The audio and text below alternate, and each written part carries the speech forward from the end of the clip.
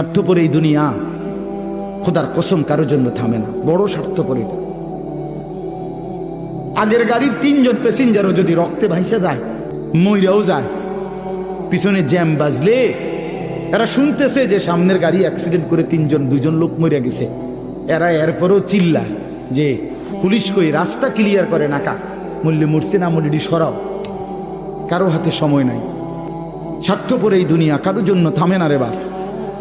তুমি আমি মরে গেলে শেষ। আবারও বলছি এই কথাটা, আমি মরে গেলে এরপরে পৃথিবী যত আধুনিকে হোক না কেন, আমার কি তা বুঝছেননি। আমি মরার পরে যদি সবার ঘর স্বর্ণের বাড়ি হয়ে যায় তো আমার লাভ হইল কি? আমার মৃত্যুর পরে যদি সব মানুষ আধুনিক হইয়া সাঁদের দেশেও জায়গা, আমার ফায়দা কি? আমি তো নাই, আমি তো মরে গেলাম।